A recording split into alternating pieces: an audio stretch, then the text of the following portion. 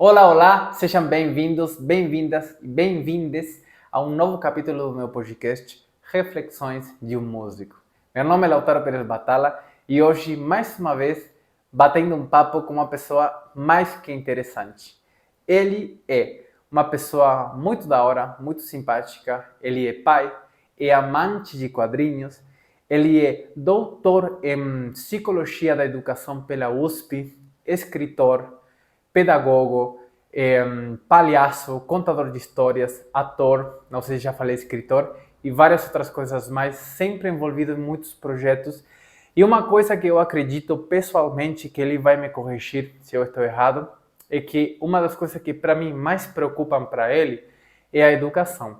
E como é exercida a educação, como é a pedagogia da educação. Tanto assim que ele criou uma tese, ele criou um próprio método de educação que chama-se a pedagogia do palhaço, que se preocupa tanto pelos alunos quanto pelos professores.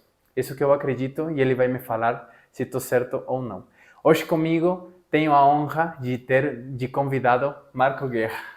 Bem-vindo, meu cara. Muito obrigado, viu? Eu que agradeço muito. Fez justiça mais ou menos o que eu falei ou errei em alguma coisa? Não errou não, não errou. Talvez você tenha colocado muitos adjetivos para mim e eu hoje em dia eu me apresento com uma palavra só, que é o artógrafo, né? Artógrafo. Artógrafo é uma metodologia de pesquisa, né? Uma metodologia que a gente utiliza, eu utilizei no meu doutorado, né? A artografia.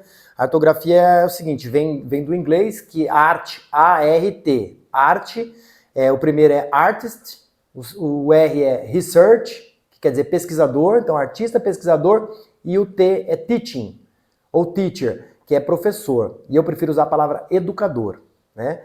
Então eu sou um artista, um pesquisador e um educador, no qual as três coisas se imbricam e se entrelaçam e são transversal e se interagem. Então no momento que eu estou dando aula, né, eu também estou performando. No momento que eu estou performando, eu estou pesquisando.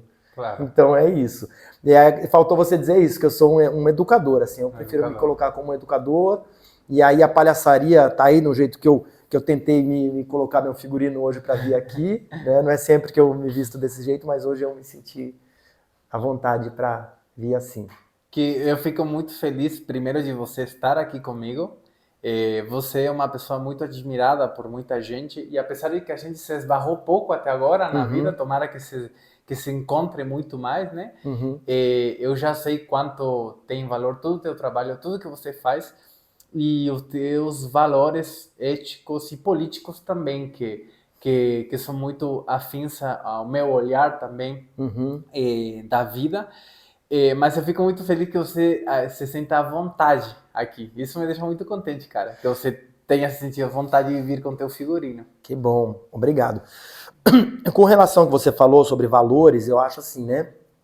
Eu acho que o que mais atrapalha o artista hoje no planeta Terra, né? Eu não digo nem no nível de Brasil, mas do planeta, tem a ver com, tem a ver com duas palavras básicas, as quais o meu trabalho como educador luta, e principalmente o meu trabalho como artista, que é a questão do egoísmo e do orgulho, né? É uma coisa muito complicada a gente ser artista e a gente está o tempo todo mergulhado num lugar de ego. O ego é muito, né? Eu mesmo estar vestido assim, tem alguma coisa a ver com o meu ego? Tem a ver, mas é a minha luta diária exatamente contra esse egoísmo e com relação ao orgulho, e é o que os artistas têm. Então, quando a gente faz um trabalho para formar novos artistas, a gente tem que estar o tempo todo, e aí entra a questão da arte-educação, né? De você estar o tempo todo trabalhando essa pessoa para que o ego dela não cresça mais do que a própria técnica que você vai ensinar para ela. Que é a própria arte. Você sabe que eu vivo pensando nas questões do ego, de como o ego está o tempo inteiro presente em, praticamente me atreveria a falar, de tudo, em tudo que a gente faz, em todas as nossas ações, né? E, inclusive, preciso muito aprofundar mais nos meus conhecimentos psicológicos e de ego e demais, porque é um assunto que me interessa muito. Vivo falando sempre quando eu faço outro tipo de conteúdos, sempre associo ao ego. E, inclusive, eu penso muitas questões políticas também, totalmente vinculadas ao ego. Eu sinto que se você começa a tirar todas as capas da cebola, de todas as coisas mais ruins que acontecem no mundo, o núcleo é o ego. Porque a sua necessidade de se sentir maior e superior a outros e a outras, não importa o que seja necessário fazer para sentir isso. E no final, para mim, é esse ego.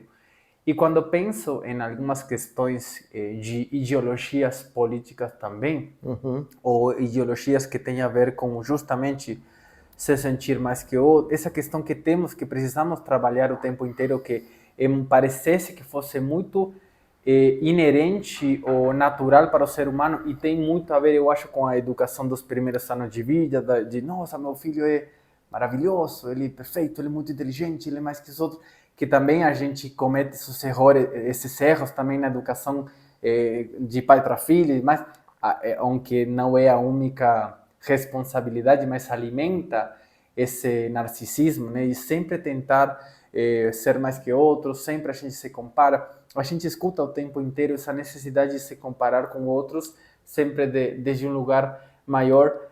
E aí eu penso como isso, no final, também acaba repercutindo como você como sujeito político na sociedade.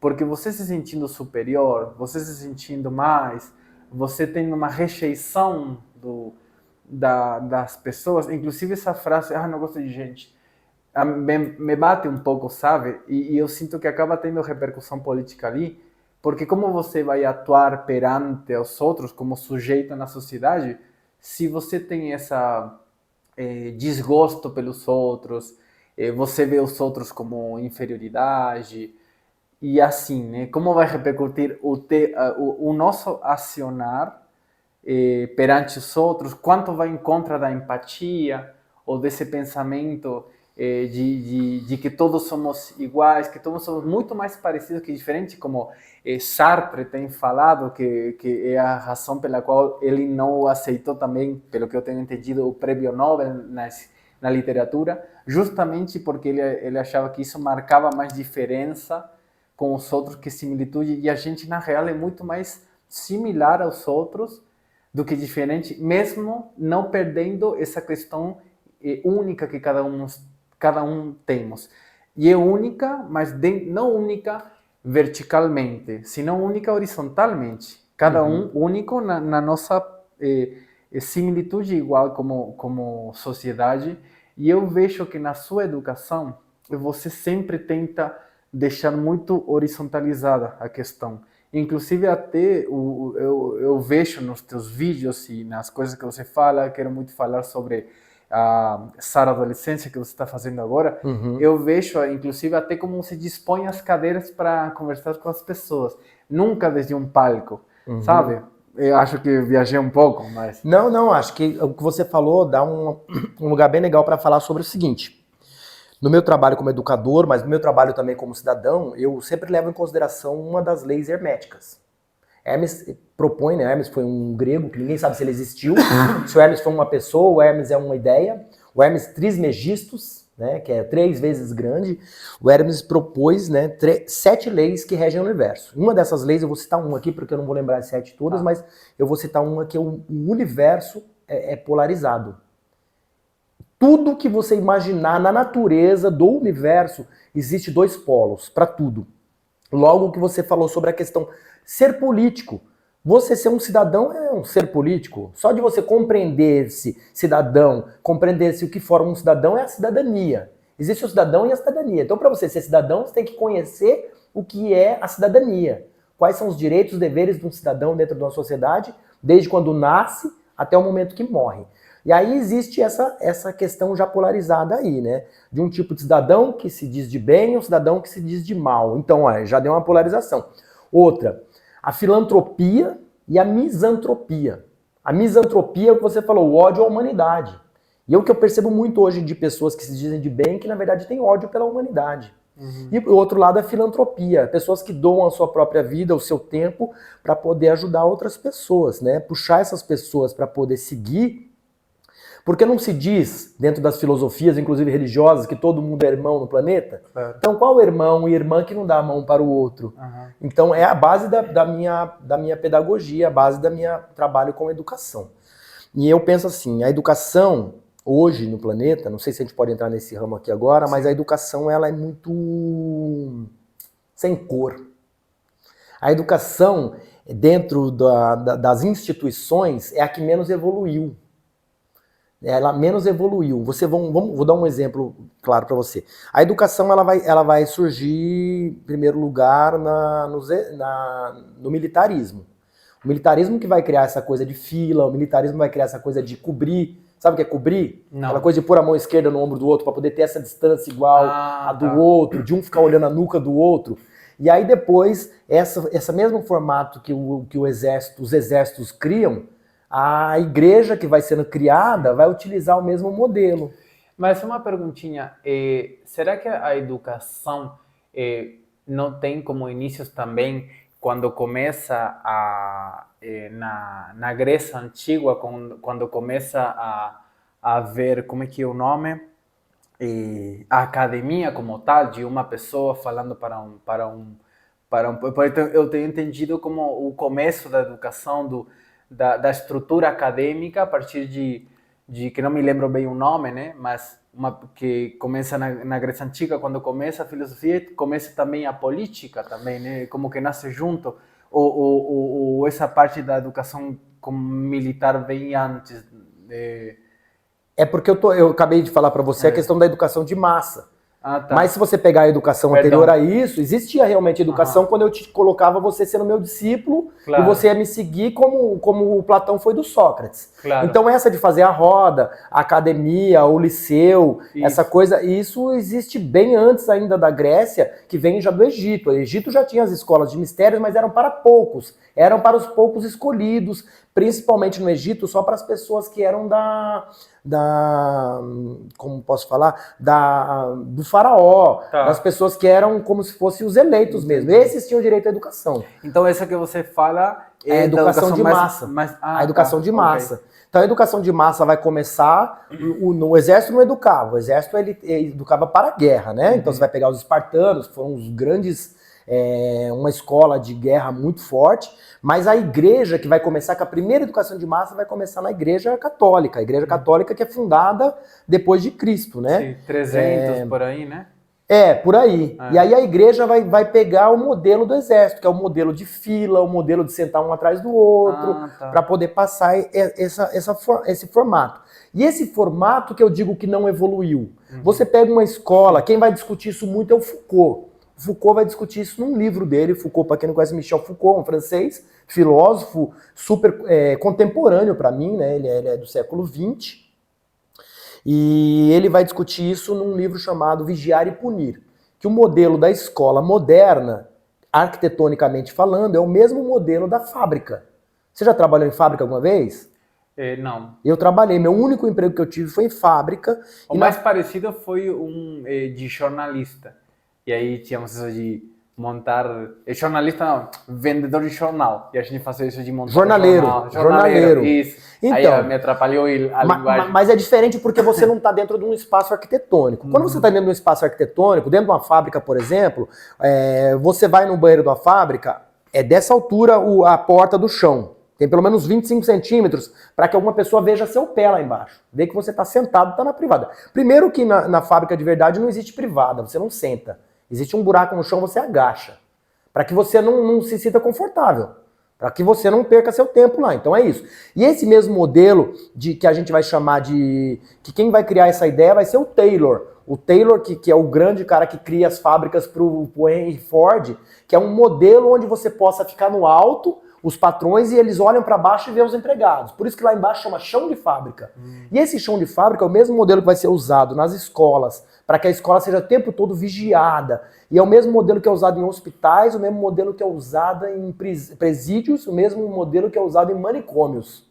O primeiro filósofo que vai observar isso é o Foucault. E ele diz que esse modelo de manicômio da escola não mudou. Não mudou, e o modelo de sentar um atrás do outro, um vê na nuca do outro, né, também não mudou. esse modelo é um modelo de padrão para poder educar massas. E acaba que não educa, acaba que, na verdade, ficam meio que presos lá durante várias horas no dia. E hoje nós estamos num modelo que é o modelo PEI, que é o Programa Escola de Período Integral, onde os alunos têm que ficar lá o dia inteiro, um olhando o outro, de um formato que não agrada, não é estético, ele é frio, ele parece um hospital, ele parece esses lugares. Logo, o sentimento que dá na pessoa, a emoção dela, não é uma emoção agradável. Então essa é a minha primeira luta, é que a escola não está... E começa já a criar uma enemistade do aluno com a educação, com a formação, com o desejo intelectual, né? Tem um documentário que eu via há muito tempo atrás, mas mudou muito a minha forma de ver as coisas, né? Abriu os olhos com muita coisa. Eu preciso voltar a assistir. Chama-se A Educação Proibida. Tomara que ainda esteja no YouTube. Mas é em espanhol, né? Acho que são os espanhóis que fizeram. Mas falam como um modelo educacional ele só afasta o aluno, a aluna, o aluno da educação, né? Do desejo. E aí tem uma estatística muito incrível que fala a criança desde 0 anos até os 5, eles têm todos a característica de um científico, porque o científico é muito curioso, ele gosta de experimentar e aprender, tipo, a criança vê, essa aí é uma tomada, né? Ele dá eletricidade, a ver mesmo, tem essa característica a criança de experimentar, quebrar, aí aprendi que quebrou, então não faço no seguinte, mas primeiro teve que quebrar tudo isso. Aí, tipo, 90, sei lá, não me lembro, mas era tipo 95, 98% tinham características do 0 a 5 anos das crianças de pesquisador, de científico. Dos 5 aos 15, acho que sobrava tipo 10, 7%, uma coisa assim.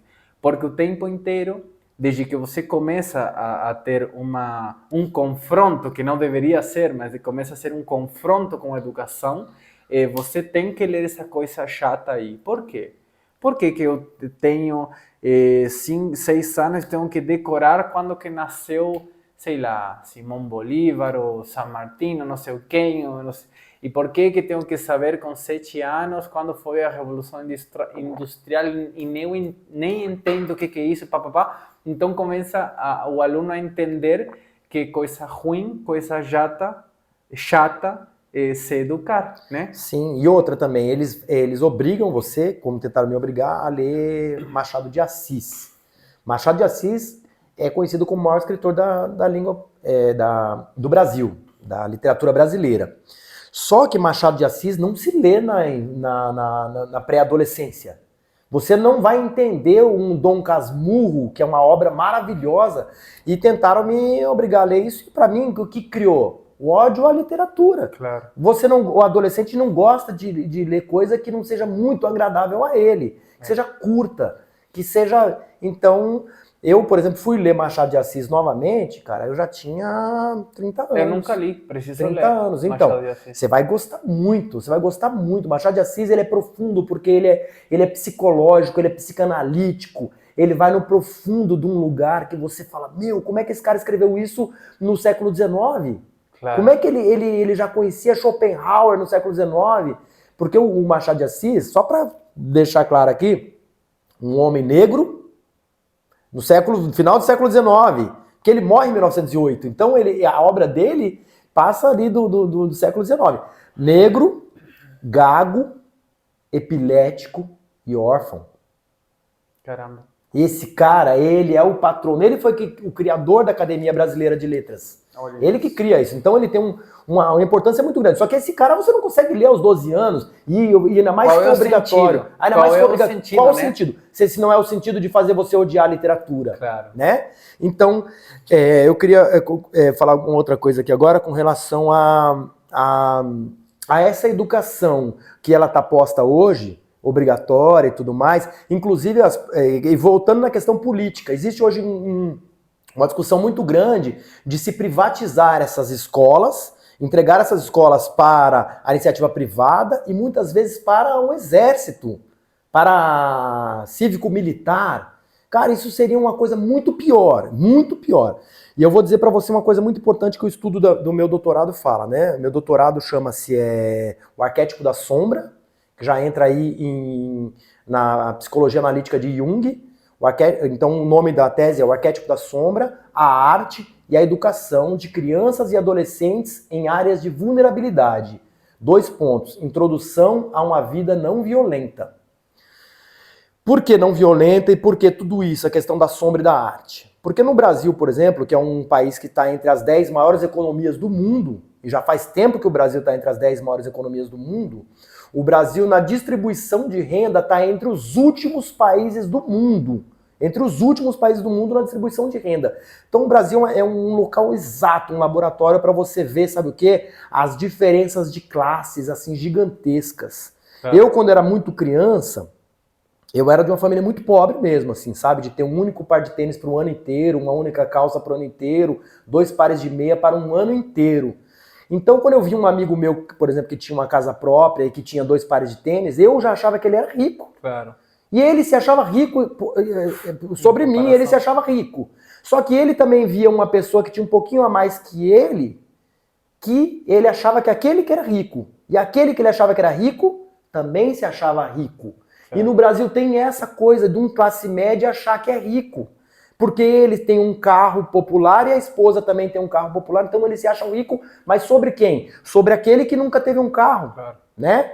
Então isso acontece, cara, numa escada no Brasil que não existe talvez em outros países. E isso é muito louco, né, cara? Porque como se a escola no Brasil eternizasse esse tipo de coisa. Ó, você pode até aqui você pode, daqui pra frente você não pode, né? Então para isso criar alguns cursos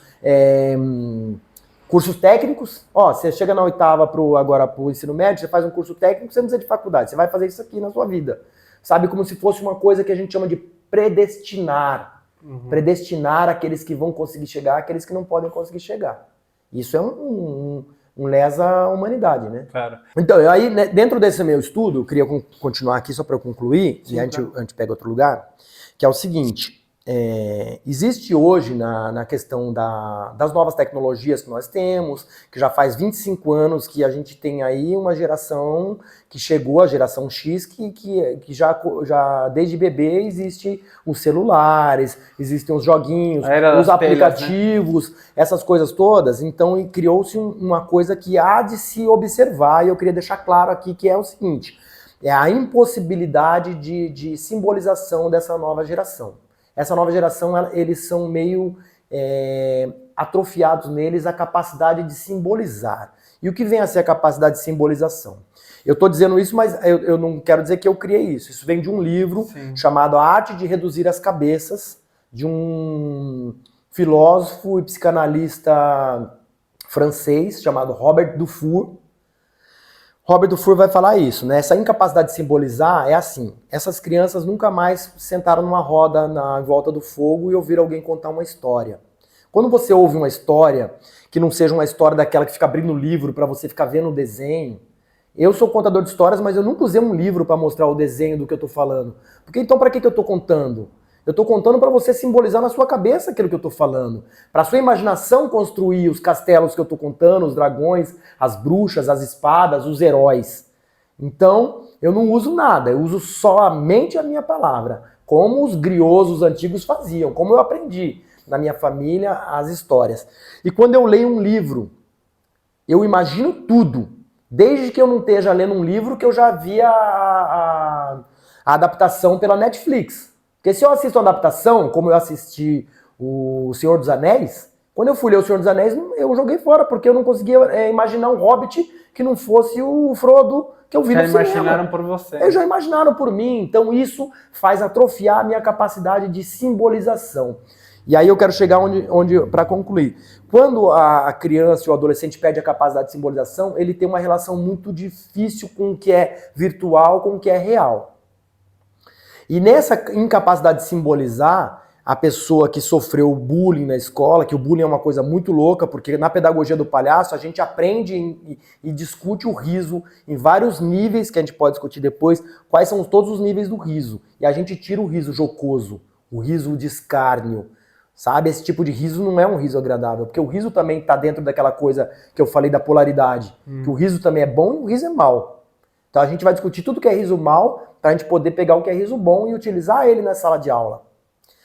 Então, nessa coisa daquela criança que virou adolescente que sofreu bullying porque é uma pessoa muito nerd, que é da hora ser nerd, inclusive. Eu já quero dizer aqui, nerd e geek, pra mim, são pessoas especiais que merecem todo o carinho, todo o respeito, porque eles são muito focados. Teria que ser um elogio. Eu elogio pra mim um geek, um nerd, um que o pessoal chamava no passado de CDF, né? Então, essas pessoas que foram maltratadas e ela não consegue simbolizar direito, ela chega num lugar que ela vai fazer uma coisa que começou no final... Não, começou nos anos 90. Começou nos anos 90. O primeiro caso estudado foi na Escócia, que foi o primeiro massacre na escola. Em 96 foi o primeiro massacre. No entanto, isso foi conhecido mundialmente através de 1999, quando acontece o massacre da escola de Columbine, nos Estados Unidos, que tem um filme chamado Elefante, do Gus Van Sant, acho que é esse o nome desse cineasta, que vai fazer um filme sobre esse massacre na escola de Columbine. E a partir disso o mundo se dá conta de que tem adolescentes odiosos que estão indo para a escola matar os seus colegas. Mas todo mundo vê isso, esse é o efeito. Mas nenhum estudioso está querendo buscar a causa. E a causa está exatamente na própria escola. Por que ele foi lá na escola matar as pessoas? Então você tem que buscar uma coisa que eu quero deixar claro aqui dentro do meu estudo, que é estética na educação e ética na arte. A arte hoje não tem ética. A arte tem muita estética. A arte tem muito, sabe o quê? Pirotecnia. Mas a arte está mais do que nunca hoje, Lautaro, materializada, materialista. Ela está muito pouco espiritualizada, ela está pouco buscando, porque a arte ela tem um poder muito grande de transformar aquele que vê a arte. Então a arte ela tem que ter ética. E a educação tem que ter a estética. E hoje a educação para ser mais atraente. Mais atraente, para a escola ser um lugar agradável de estar, um lugar de transformação, de riso. Claro que um riso dentro daquilo que eu falei. O riso se ri junto. O riso não se ri 2 contra 1. O riso não se ri 3 contra 1 ou 5 contra 2. O riso se ri todos juntos. E podemos rir por diversas coisas, diversas. Mas no momento o riso ri antes, depois estudamos e não tem riso. E depois que acabou a aula, vamos todos rir de novo. Por isso o riso tem que ser uma matéria dentro da aula o tempo todo. O riso também é a matéria principal. A pedagogia do palhaço, a primeira técnica é o riso. Olha a primeira técnica é o riso. Só que primeiro você tem que estudar o riso dentro daquela dicotomia que eu falei. O riso ele é muito mais hoje usado no mal. Nós estamos numa fase hoje que está tendo o julgamento de um comediante que foi agora condenado a 8 anos de prisão e uma multa de milhões de reais. E ele está dizendo que não, que a arte, que não sei o que, não sei o que. Só que dentro do estudo do riso, talvez a arte como humor não tem limite. A arte como humor, eu acredito que não tem limite. Mas o comediante tem limite. O comediante como cidadão, entendeu? Buscando aquilo que eu falei agora, a questão... Mas como você separaria isso? Eu separo do seguinte, porque para você poder fazer uma comédia, você primeiro tem que sentar na sua mesa. Que é você que é um artista, quanto tempo demorou para você aprender a tocar o violão que você toca? Não demora um tempo de mesa, um tempo de trabalho? Sim. Então é o seguinte, você é Lautaro, só que o seu instrumento é separado de você. É a mesma coisa, o humorista ele tem que sentar para poder trabalhar aquilo que ele vai falar. Claro. É ali que está o limite. Claro, por isso eu falo, a minha pergunta foi com a intenção de que no final, é muito complexo, não é tão simples, né? Mas no final, eu também acredito que todo tipo de arte tem que ter a ética na frente, né? Tipo, os valores, né? De que você está propagando aí, que você está ensinando, que coisa você está provocando e alimentando, né? Justamente. Não dá para separar totalmente. Eu me defendo que isso aqui é piada, só. né? Não, porque piada tem um alvo, né? Quando o alvo da sua piada são aquelas pessoas que já estão quase na marginalidade, aquelas pessoas que são as minorias... Por que você não ri do rico? Por que você não ri do branco? Por que é mais fácil fazer piada das minorias, né?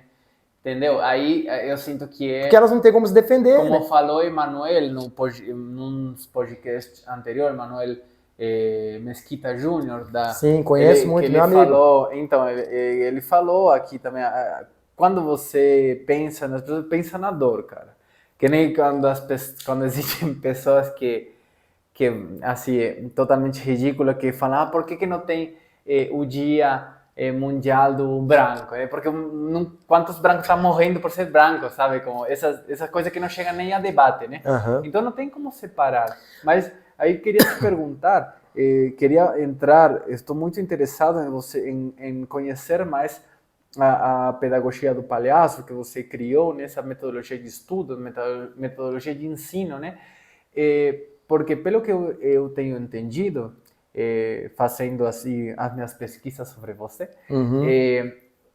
você criou isso porque sempre tem essa questão de a educação é muito criticada e tem que ser muito... Falta muito trabalho, está muito atrasada, tem coisa que não faz no menor sentido, tem muita pedagogia mal feita, mas muitas vezes se coloca a culpa, que eu acho que acontece em geral também, na política também, é muito fácil colocar a culpa onde não é, né? Ou pelo menos parcelar, né, a responsabilidade. E se coloca muita culpa no professor, nos professores, nos educadores, não sei o quê. Quando tem muita coisa antes que não foi resolvida, estrutural, para que os professores tenham um bom entorno para exercer a educação, umas boas ferramentas para exercer a educação, etc., né? E eu tenho entendido que você criou essa pedagogia do palhaço meio no começo para você sobreviver à educação, né? Foi. Fala para mim sobre. Foi. Exato, porque assim, tudo tem que ter um estudo, uma pesquisa, né? Só para concluir essa questão do stand-up comedy no Brasil. O stand-up comedy tá acontecendo igual o influencer. Tá acontecendo igual o influencer. É uma pessoa que não tem uma pesquisa, não se aprofunda naquilo e cata um papel, porque assim, ó, pra você fazer um stand-up comedy é que nem um rap. Você tem que catar um papel e falar qual o tema que eu vou trabalhar. Vou trabalhar com esse tema, você escreve um texto e você, na hora que vai falar com as pessoas, você segue um roteiro.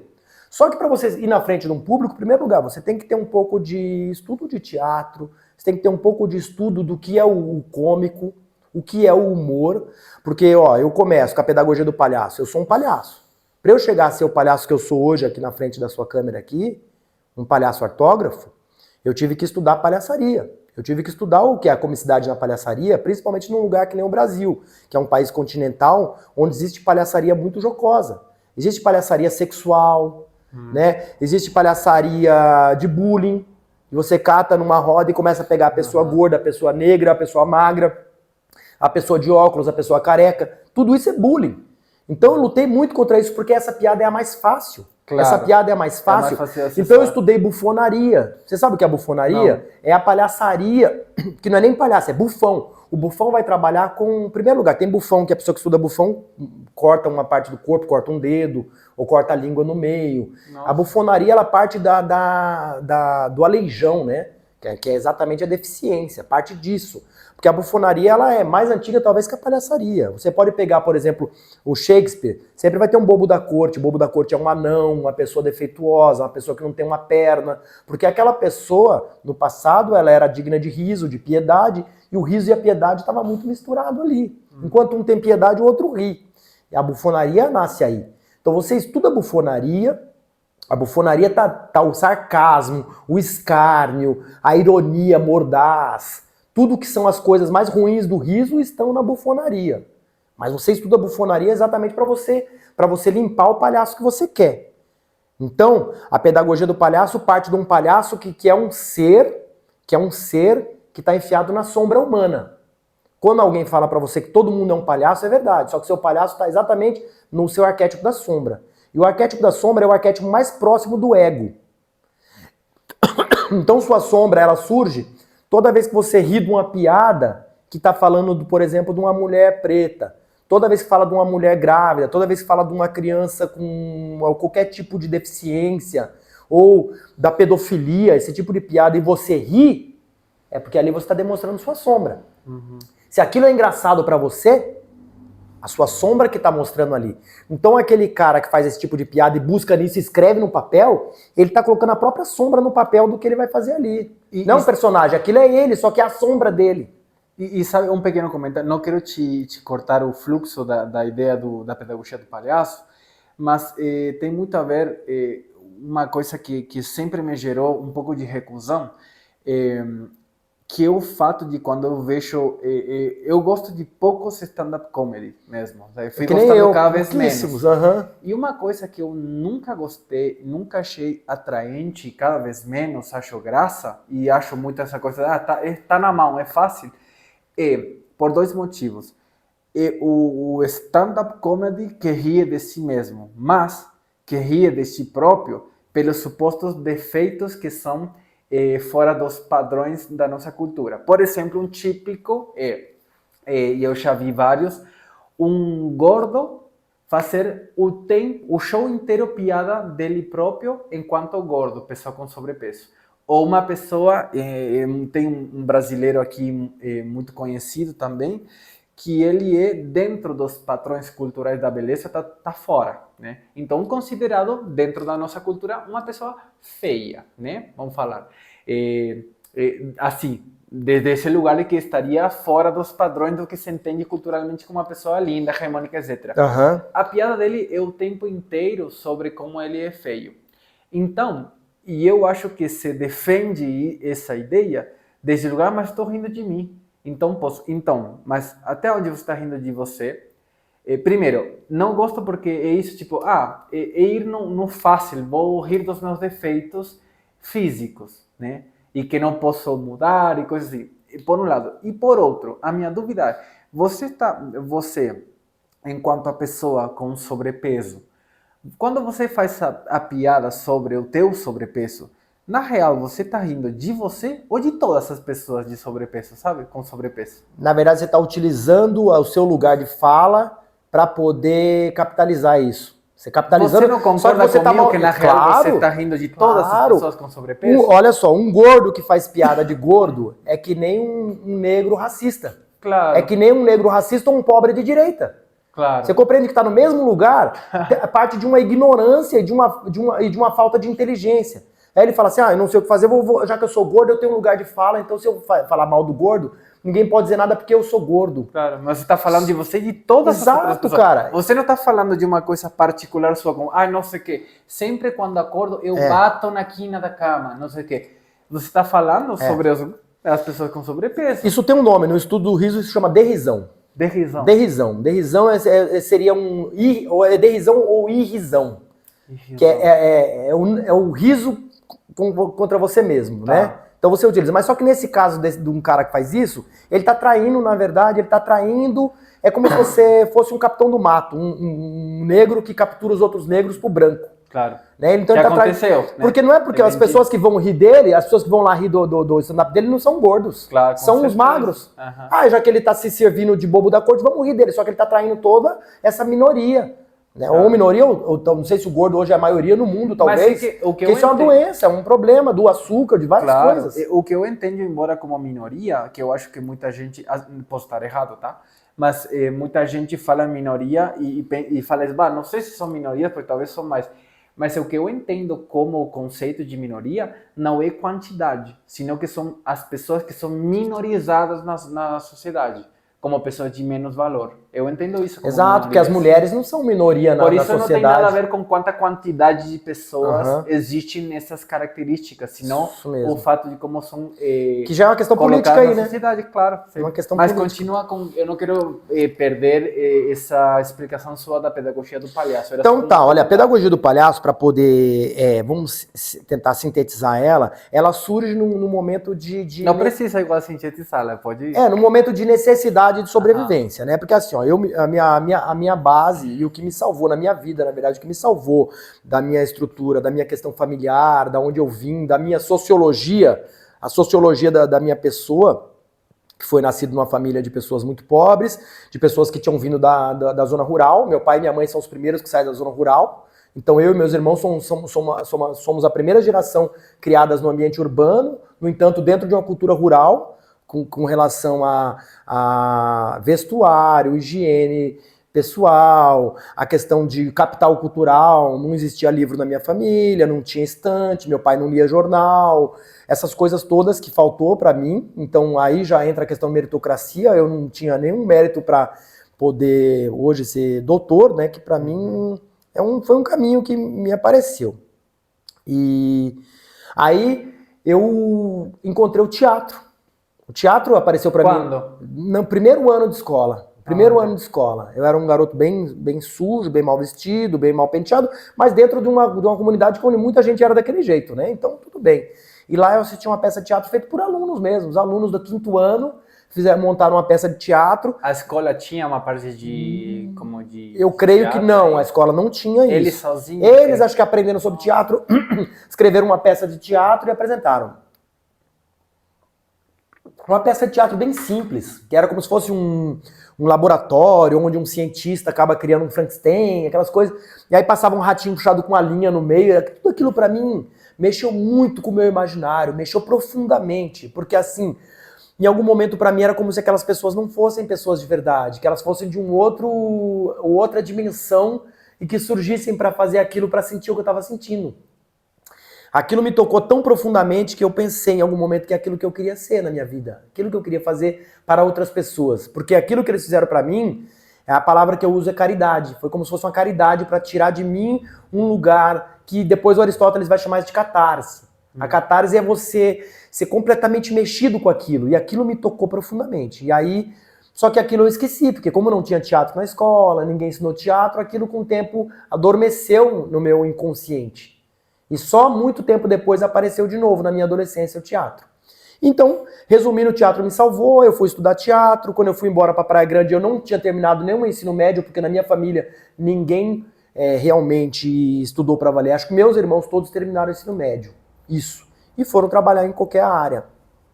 E eu não terminei o ensino médio por uma questão básica de ser um garoto muito revoltado e muito incompreendido, porque a arte pulsava em mim. As artes visuais também, né? Então eu tinha um sonho de uma coisa que não existia na época, que era o grafite. Eu amava o grafite, mas o grafite não existia. Pelo menos pra mim, na minha cidade, não existia. E você como sabia que amava? Vendo, às vezes... Porque eu fui pichar muro. E eu pintei com tinta a óleo, pintei muros, pintei coisas com outro amigo meu. E uma vez um cara chegou pra mim, vocês sabem isso que vocês estão fazendo é maravilhoso. Maravilhoso, mas chamaram a polícia pra gente, um vizinho que era no fundo da casa do vizinho. Deu muitos problemas, só que aí eu maravilhoso, mas da cadeia. E aí eu conheci o picho mesmo, com spray e tal, só que minha pichação sempre tinha um desenho e tinha uma poesia. Um desenho e uma poesia. Então já era essa coisa do... Mas isso fez muito mal pra mim, a polícia me pegou, eu apanhei da polícia, né? Porque eu nasci nos anos 70 e fui adolescente nos anos 80. Então nos anos 80 no Brasil ainda era a ditadura, né? Então eu apanhei da polícia, eu fui torturado, coisas desse tipo assim, né? E que não vou contar agora, mas enfim. E o teatro me salvou disso tudo, né? O teatro me salvou disso. Então, quando eu me casei muito, muito novo, fui pai aos 21, fui embora pra Praia Grande, larguei minha família. Na Praia Grande fui tentar a vida na beira do mar e tal. Na beira do mar, eu conheci um grupo de teatro amador.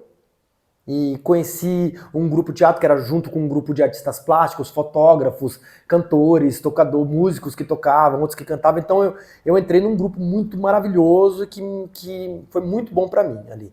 E ali eu participei de um grupo de teatro que pesquisava. E no teatro, uma coisa importante no teatro é o seguinte, é que você tem que reencontrar a literatura. O teatro não se dá sem a literatura.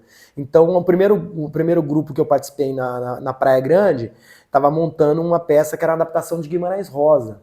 E eu nunca conheceria Guimarães Rosa se não fosse através daquele grupo de teatro, né? Guimarães Rosa, a gente adaptou uma obra dele chamada Campo Geral, adaptamos para o teatro. E só que quando você vai construir um personagem, você tem que ler outras coisas para construir aquele personagem também. Então você vai ler um pouco do cancioneiro popular, vai conhecer algumas músicas, vai conhecer algumas poesias, vai conhecer Fernando Pessoa. Então isso vai criando um capital cultural em você, vai te trazendo um capital cultural que aquilo vai cimentando na sua alma e não sai mais aquilo, né? E de uma forma amistosa com Sim, a cultura, sim, né? porque- Não enemistada como Exato. a educação que a gente falou Isso, antes. por que a gente chama teatro amador? Você sabe por que chama teatro amador?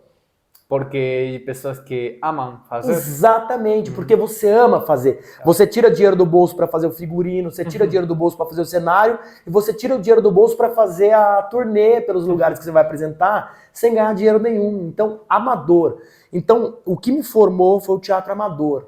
E eu viro profissional porque eu fui para São Paulo pleitear o registro profissional, passei por várias provas, para conhecer o meu conhecimento literário do teatro, histórico do teatro e também prático como ator. E eu consegui meu registro profissional. Isso sem ter terminado o ensino médio. Olha. E eu voltei para Mogi. Quando eu chego em Mogi, eu chego como profissional. Mas não tinha onde trabalhar. Não tinha nenhum lugar para trabalhar. Fui trabalhar em loja, vender calçados e tudo mais. E eu tinha o sonho de novela, porque minha família era viciada em novela, todo mundo gostava dessas coisas, esse glamour da novela, né? Então eu tinha um sonho de novela, porque eu ainda não tinha visão política da coisa, porque até então eu tinha aprendido tudo no teatro amador. E aí eu também queria aquilo, só que não surgiu nada, porque não existia ainda celular, não existia e-mail, só existia telegrama. E Mogi das Cruzes, para São Paulo, leva 1 hora de trem hoje, antigamente levava mais. O trem era as portas abertas, para ir até lá você tinha que ficar pendurado do lado de fora, os famosos pingentes. Já vi imagens assim. Então, eu participei muito disso, para ir até São Paulo, tentar um teste, chegava lá, o teste já tinha acabado. Eu tentei teste para o cinema, teste para comerciais, testes para novelas, não consegui nenhum, porque E além nunca era dava tempo. perigoso o trem mesmo também. Perigoso, assalto, pedrada Assalto, no trem, briga dentro do trem e tudo mais. Enfim, só que dentro do trem, um dia eu encontrei um jornalzinho chamado Metro, e lá tinha um lugar chamando uma chamada para arte educadores. E aí eu falei, nossa, eu sou professor de teatro, poxa, eu tenho o DRT, e o DRT te dá, por mais que eu não tinha ensino médio ainda, o DRT te dá, por lei, dentro do Brasil, a ser ator profissional em rádio, cinema, televisão e dublagem. E ser professor de teatro. E ser professor. Eu mandei meu currículo, um currículo pobre, mas fui chamado porque, além de ator, eu já manjava um pouco de circo, não palhaço, mas acrobacia de solo, malabarismo e cama elástica. E era capoeirista. Ah, tá. Como um bom brasileiro, eu aprendi capoeira muito novo, que é uma arte de periferia, né? E aí fui selecionado para esse lugar. E aí comecei a dar aula nesse lugar, em Itaquera, uma área na época de vulnerabilidade, acho que ainda assim, na Vila Carmozina, e dando aula para adolescente e para criança, segunda a sexta, das 8 da manhã às 5 da tarde. 2 grupos de criança de manhã, aí almoço, 2 grupos de criança à tarde. Segunda, quarta e sexta, crianças. Terça e quinta, 2 grupos de adolescentes de manhã, 2 grupos de adolescentes à tarde. Então, no total, eu tinha 8 grupos de adolescentes, 4 grupos de adolescentes e 4 grupos de crianças. De 3 em 3 meses tinha que apresentar resultado de trabalho, obrigatoriamente. Aquilo me consumia porque, em primeiro lugar, área de vulnerabilidade, os adolescentes em um lugar aberto que não é como a sala de aula. Cara, briga, difícil de você manter a atenção, o teatro precisa de uma roda, precisa de silêncio, precisa de disciplina, não conseguia nada disso, E cara. em cima resultadista, porque uma coisa que me pega muito desse tipo de projetos é que parece que se preocupa muito mais pelo resultado do que pelo caminho, que é muito mais importante, né? De 3 em 3 meses apresentar algo, né? Só resultado. Não O só processo resultado, importa. não só resultado, mas número. O número de criança que tinha que ter na sua aula. Eu tinha que ter 30, cara. 30 dentro de uma sala de aula, cara, num espaço pequeno. Então era muito, muito difícil e muito trabalhoso. Só que ao mesmo tempo a minha carteira era assinada. Eu tinha vale refeição, eu tinha vale transporte e eu tinha convênio médico. E eu tinha 2 filhas pequenas. Claro. Então eu não podia abrir mão daquilo e ao mesmo tempo aquilo me deixou doente. Em 2 meses eu fiquei doente, cara. Eu tava muito estressado. 2 meses de aula você ficou 2 doente. meses fiquei doente Nossa. psicologicamente. Então eu discutia com a minha companheira, eu acabava perdendo a paciência com as minhas filhas que precisavam do meu carinho e tudo mais. Então eu tava pronto para pedir as contas e minha companheira falou, você não pode pedir as contas, cara, você não pode. Todos os trabalhadores passam pelo que você está passando, meu irmão. Coragem, hombridade, aí. E aí eu dentro do trem, aquele trem louco, pensei, pô, eu tinha acabado de sair de um curso de teatro em São Paulo do Antunes Filho.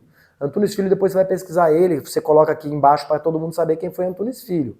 Esse cara abriu minha mente para o que era o teatro e para que serve a arte. Olha, Esse cara foi o meu mestre, porque eu nunca tive um mestre na escola. Eu não tive uma professora, um professor que me marcou na escola.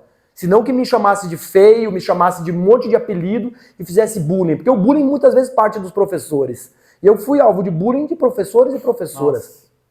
E o Antunes Filho falou para mim, a arte se faz para a comunidade. A arte não serve para glamour. A arte não serve para elan. A arte não serve para o ego. A arte, ela tem uma função. E a função da arte é exatamente emancipar a alma daqueles que o assistem. Então você tem que cuidar com o que você vai montar, com qual linguagem você vai usar e o que você quer fazer com aquela arte. Esse cara e aí afirma a questão ética da arte que a gente falou antes. A ética, exato. Aí, naquele momento quebrou pra mim. Ele falou assim, ó, 90% dos atores que eu formo vão pra Globo. Mas esses atores, essas atrizes pra mim não representam nada. Não representa ele falar lá no final meu nome. Meu nome não quero nem que fale meu nome lá.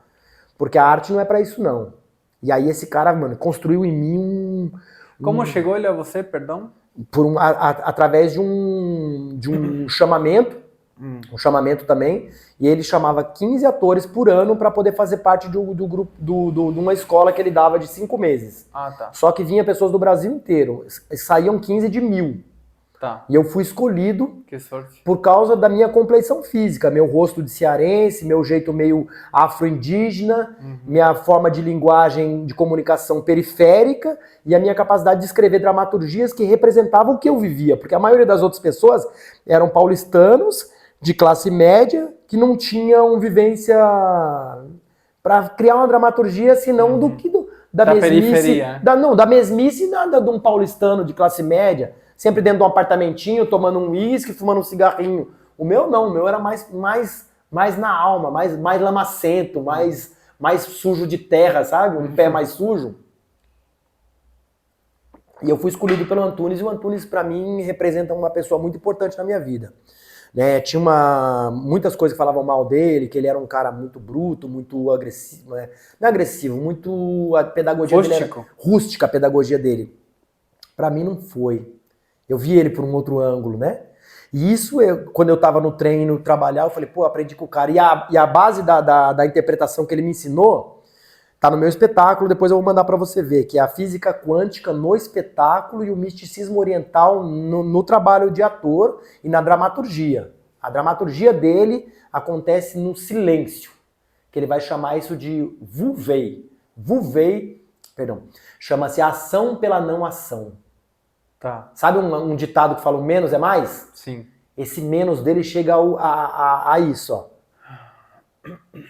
Um olhar profundo que vai trazer histórias ali dentro. Isso funciona? Cara, isso aí, perdão, né? Não quero te interromper, mas isso aí tem um nível de sabedoria, de filosofia, isso que você acabou de falar, do menos e mais, do silêncio, do não fazer através do não fazer, nossa. Que lindo, cara. Pois é. E aí eu indo no trem, falei, pô, eu passei por esse cara, aprendi tudo isso, mano, e agora eu não tô conseguindo dar conta do que tá acontecendo lá com esses meninos, mano. Aí eu catei e falei assim, pô, o que tá estragando é a minha personalidade, volta muito desgastada, o estresse tá tomando conta de mim, esse estresse vai acabar virando uma coisa maior, sabe, uma ansiedade, um medo de chegar no trabalho, sabe? Aí eu pensei, mano, e se eu criar uma personagem? E se eu construir uma personagem que não seja eu mesmo? Que seja uma... Que nem eu tô agora, eu tô como um personagem aqui. Que é eu também. Mas que não usa a minha personalidade, mas Aí eu falei, é isso que eu vou fazer. Em 3 meses mudava-se, de cada 3 meses mudavam as turmas. As turmas mudavam. Eu falei, quando mudar a próxima turma eu vou entrar de um jeito. Enquanto isso eu vou construindo um personagem. Peguei um papel e fui falando, o que me agrada muito? Porque tem que ser duradouro, não pode ser mentiroso, porque se os adolescentes e crianças percebem que você tá mentindo, meu... Você perde completamente com eles a autoridade. Então eu construí uma coisa que eu amava muito. Você deve conhecer pra caramba. Primeiro, eu queria um personagem que fosse muito sinestésico. Sinestésico é que pega, que toca, que gira, que roda, E eu lembrei muito dos Três Patetas. Como é que fala em espanhol os Três Patetas? Que eram irmãos que faziam Eram três, um batia, tinha um Moe que batia, colocava a mão... Em espanhol,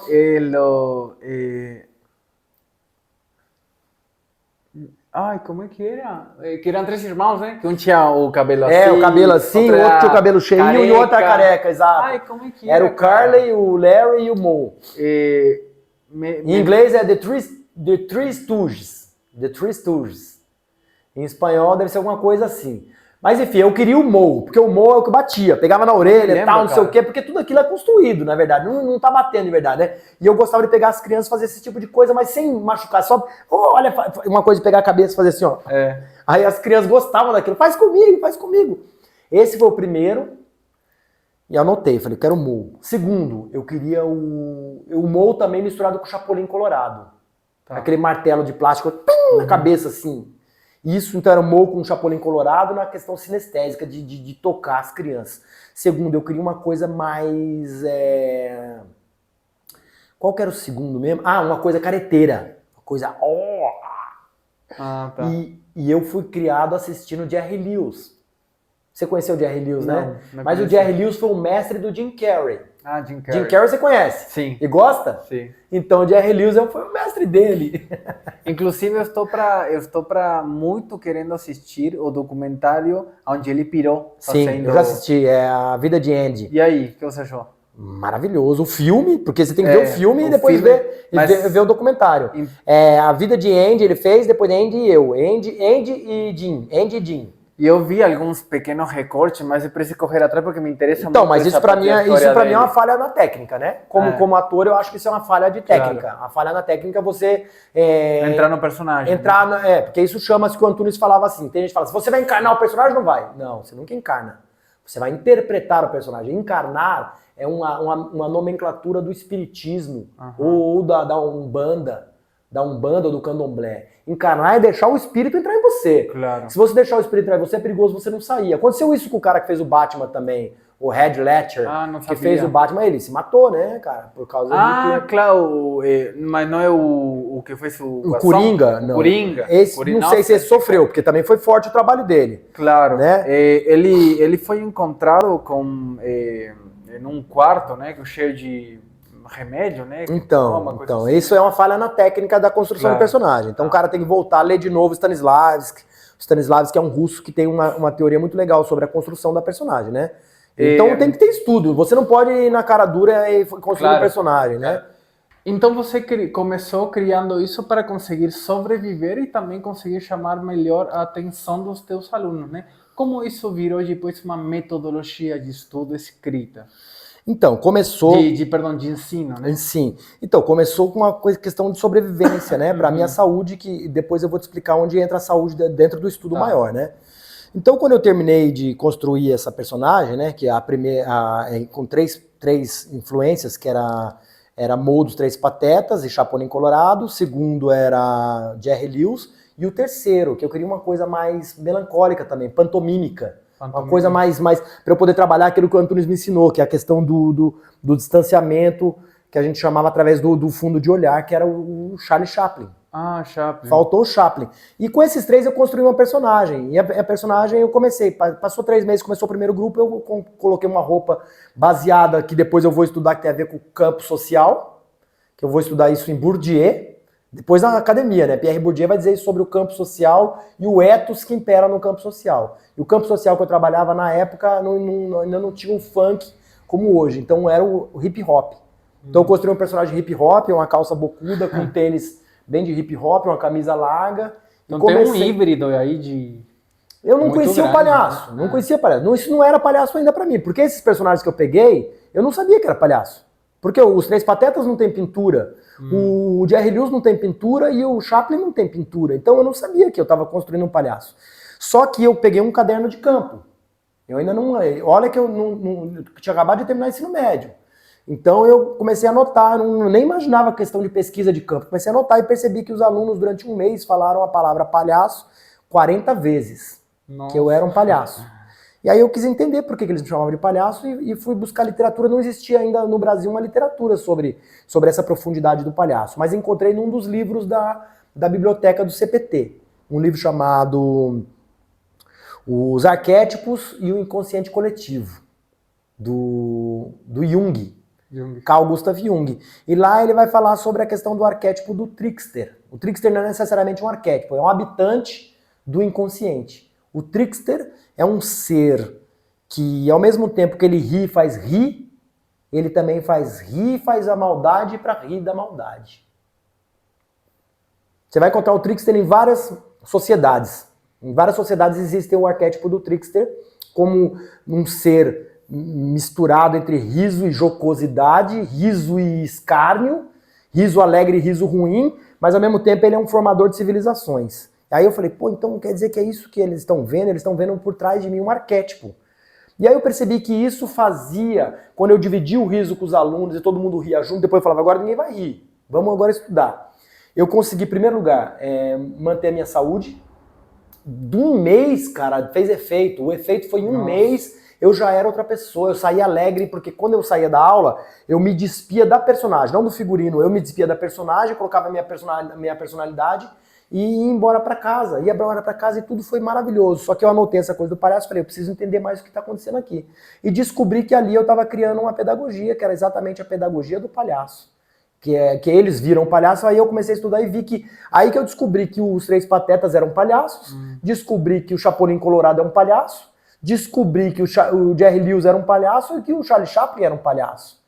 Porque para ser palhaço não precisa pintar o rosto. Claro. Não tem esse, porque eu não entendia, achava que palhaço tinha que ter um nariz vermelho, um sapato grande, faça malabares ou faça aquelas coisas. Não, é aí que eu vou entender e começo o meu estudo profundo sobre palhaçaria. Aí que eu me transformo num palhaço. Isso foi no ano 2000. O que é um palhaço mesmo, na sua essência?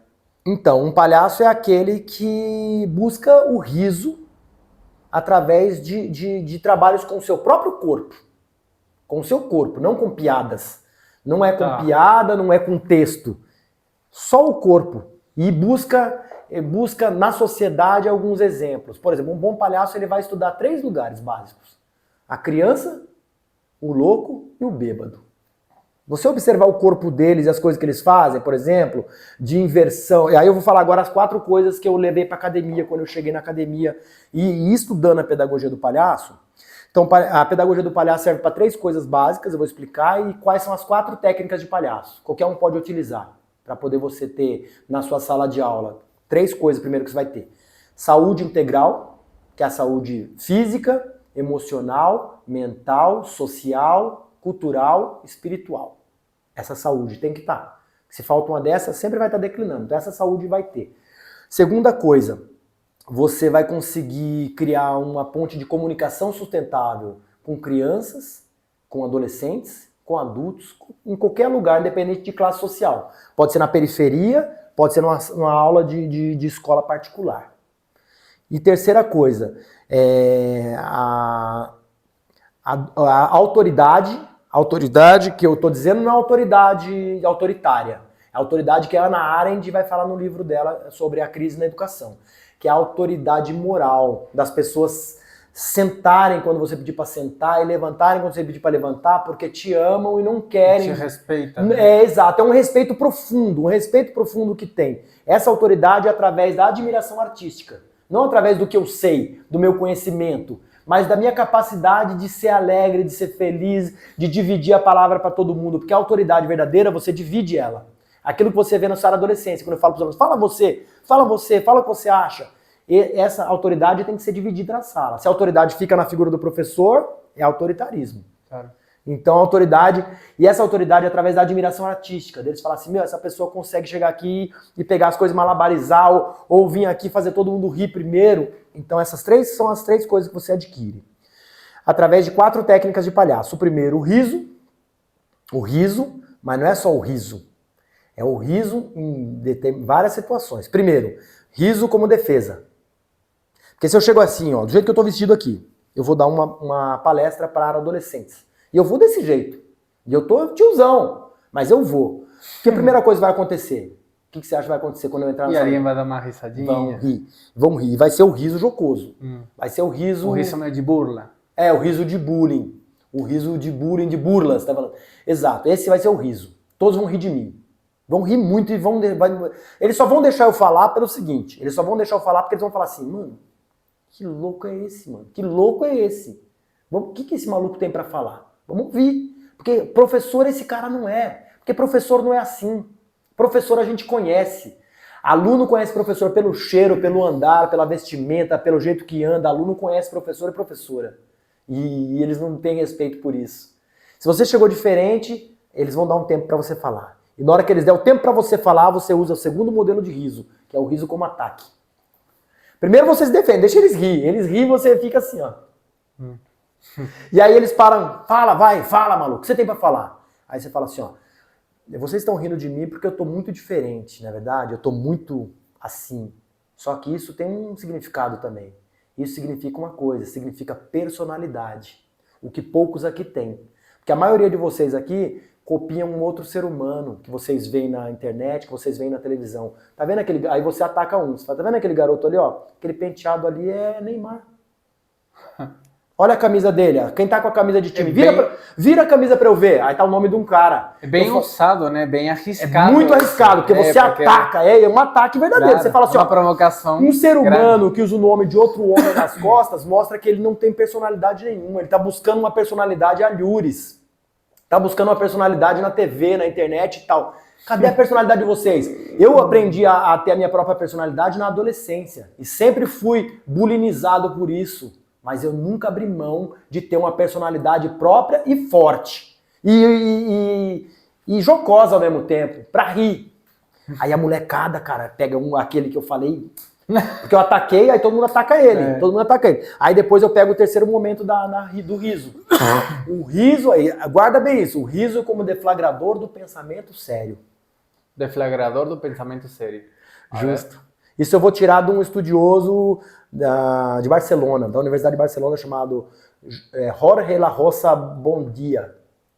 Jorge La Rosa Bondia vai fazer um elogio sobre o riso e vai dizer que o riso verdadeiro, ele deflagra o pensamento sério. O verdadeiro riso. Aí é o riso filosófico, entendeu? Então o primeiro é o riso jocoso. E aí como você aplica esse riso? Aplico quando todo mundo começa a perceber que você distribui o riso, você utiliza o riso dentro da autoridade, todo mundo fala, mas o riso não é isso aqui? Então, esse riso é um riso ruim. O riso ruim é aquele que você ri do bullying. Você quebra o bullying quando você faz o riso como deflagrador do pensamento sério. Você começa a quebrar o bullying. Porque esse é o riso jocoso, esse é o riso ruim. Aí eu começo a trabalhar com as duas polaridades do riso e a gente começa a anular o riso negativo e trabalhamos com o riso positivo. O riso positivo, aí a gente vai rir do quê? Vamos rir do que é o dito sério, porque o dito sério que faz a gente rir. Porque a seriedade talvez não exista no planeta. Senão como utopia. Então vamos rir dessas coisas. E aí eu distribuo o riso. E essa é só a primeira técnica. Essa é a primeira técnica, talvez a principal. A segunda é o corpo jogador. O corpo jogador é um corpo que seja consciente. Um corpo consciente é um corpo onde você reconhece seus movimentos, reconhece a sua postura, você respira para poder baixar o ombro, você respira para amolecer os joelhos, você respira para amolecer a bacia, você respira para amolecer seu rosto, e quando você constrói personagem, você constrói ele. Então você tem que ter essa consciência corporal. Essa consciência corporal, dentro de um processo de aprendizagem na pedagogia do palhaço, se dá através da capoeira de Angola. Na capoeira que a gente busca essa questão do corpo jogar. Porque o palhaço também não atua, o palhaço joga. Então, dentro da pedagogia do palhaço, a gente esmiuça o conceito de jogo. A gente tenta decodificar o conceito de jogo dentro da aventura humana na Terra. E aí, mas você, por um lado, tem 4 técnicas e 4 momentos, né? Porque o terceiro, você me falou que o terceiro momento após ataque era esse riso como deflagramento. Mas tá tudo dentro do riso. Só o riso claro. tem 3 situações. E tem 4, você falou, né? Ou não tem um quarto momento disso? Ou era 3? Pode ser um riso compartilhado. Tá. Pode ser um riso compartilhado. Você consegue essa conexão com os adolescentes. Então, a primeira técnica é o riso, e o riso tem todas essas coisas que eu te falei. O riso é o riso e tal. Segundo, corpo jogador. Terceiro, transgressão. Transgressão. Você só consegue uma educação emancipatória se você transgride o que está posto. Principalmente se você dá aula dentro de uma escola, estão todo mundo todo te olhando. O tempo todo estão olhando o que você está ensinando. Então você tem que transgredir de uma forma que você vai ensinar esses moleques a pensar por conta própria, você vai emancipar essa mente, você vai emancipar essa alma, só que se eles observarem isso, você vai ser mandado embora. Porque ninguém quer mente emancipada, todo mundo quer mente anuviada. Todo mundo quer pessoas que não pensam para a sociedade. Então você vai ensinar essas pessoas a pensarem o que acontece por trás do que está posto. Observar o que tem por trás dos acontecimentos. Então essa é a proposta do riso, da brincadeira e tudo sério, tá em você conseguir observar o que fazem com você, o que fazem com o seu corpo. Porque o Foucault vai dizer que as escolas querem os corpos docilizados. Por isso que o corpo jogador é uma quebra do corpo docilizado.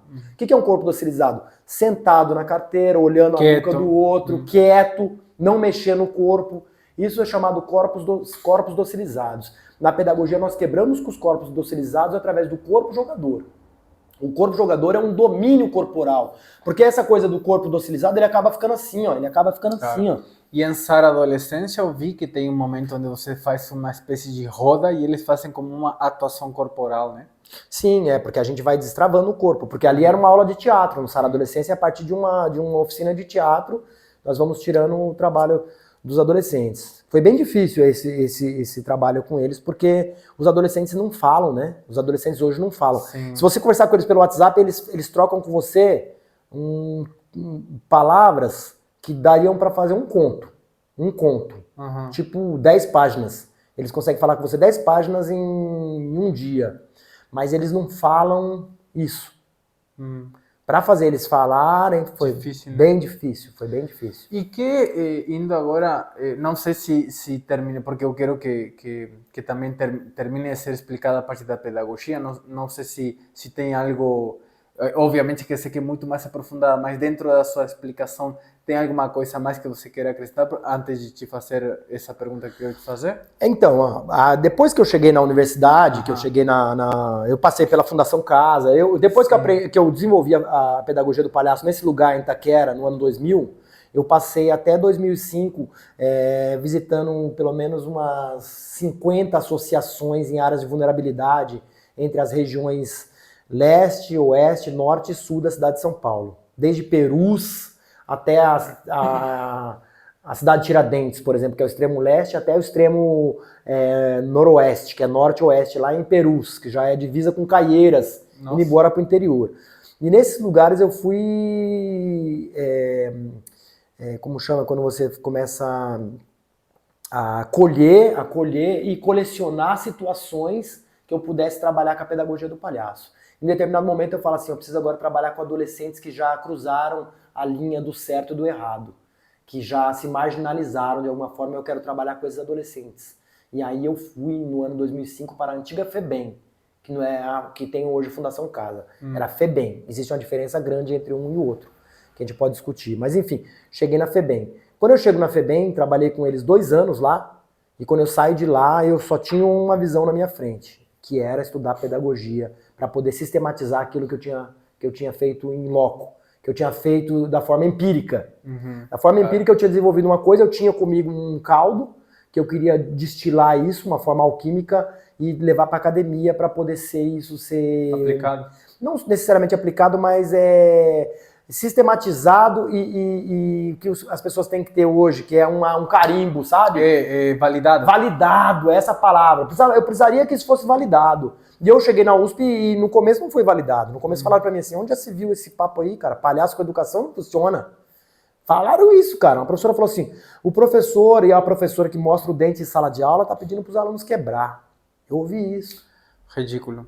Acontece muito isso, e assim, não vou entrar nisso agora, porque daria para um segundo encontro a gente entra nisso, mas me interessa muito essas falas suas e esse profissionalismo na pedagogia, porque acontece muito também na pedagogia dentro da aula de música, principalmente na área de, ou pelo menos dentro das minhas vivências, acontece muito isso na área da formação de concertistas, de músico de concerto, de músico mal falado, na real, música erudita e tudo mais, porque há muito autoritarismo ali, há muito ego intelectual e há muita frustração também, na real, de muito professor e professora que queria, na real, estar no palco, mas está na sala de aula porque não conseguiu estar no palco pelo sistema.